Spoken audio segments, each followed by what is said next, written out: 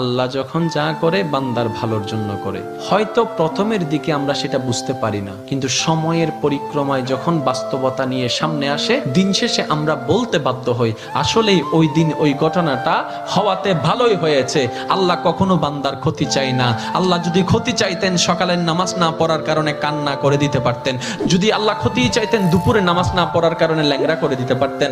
আল্লাহ সেটা চান না। আল্লাহ চাই বান্দার সব সময় ভালো। আর মা তো দেখেন জন্ম দেওয়ার কারণে সন্তানের তো অপরাধ করার পরও মা সন্তানের প্রতি কতই ভালোবাসা, কতই মায়া, বাবার কাছ থেকে সন্তানের পিঠকে বাঁচাই ফেলছে, এরকম হাজারো মা আছে ওই মায়ের জন্য। কিন্তু আল্লাহ পাক রব্বুল আলামিন বান্দার উপর কতটুকু ভালোবাসে দিয়েছেন সেটা আমরা বান্দারা বুঝতে পারি নাই বলে শয়তানের ফাঁদে বারবার পা দিয়ে আটকাই যাচ্ছি। মনে রাখবেন, মনের মধ্যে কথাটা বসাই ফেলবেন, আল্লাহ যখন যা করে বান্দার ভালোর জন্যই করে।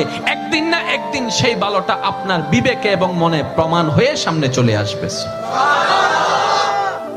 আমি বুঝাতে চাচ্ছি আমাদের সাথে সবচেয়ে কানেকশন কার বেশি ভালো থাকতে হবে, বান্দা হিসাবে আল্লাহর, উম্মত হিসাবে নবী রাহমাতুল লিল আলামিনের। এখানের ভিতর যে কেউ চাইলে জীবন সাজাই ফেলতে পারবে। আমি বলছি যে কেউ, anybody, you can do it, not impossible. Because impossible শব্দটাকে যদি একদম ভালো করে গভীরভাবে দেখেন, সেখানের ভিতর আপনি আশ্চর্যভাবে একটা জিনিস দেখবেন। ইম্পসিবল একটু যদি ডিফাইন করেন, ভাগ করেন, দেখবেন আই এম পসিবল। ইম্পসিবল, পসিবলকে আলাদা রাখেন, আই এম কে আলাদা রাখেন।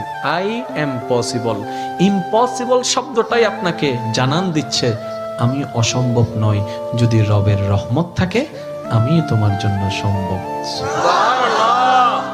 বিদেশে যাওয়ার আগে আপনার এলাকায় দেখেন টিকিট চলে আসছে, ভিসা চলে আসছে, টিকিটের টাকা নাই। অনেক ছিল, কেমনে কেমনে টাকার ব্যবস্থা হয়েছে, সে বিদেশ চলে গিয়েছে। এখানে অনেক ব্যবসায়ী আছে, ব্যবসা শুরু করার সময় সেই পরিমাণ টাকা ছিল না, কেমনে কেমনে ব্যবসা শুরু হয়েছে। এটা কেমনে কেমনে, রব বলে এটা কেমনে কেমনে নয়, একটু আমার দিকে তাকা, এমনে এমনে এমনে এমনে এমনে এমনে। তাহলে আপনার কাছে যদি আপনার রব থাকে, আপনার টেনশন কি? আপনার দুই নাম্বারই করার তো কোনো দরকার।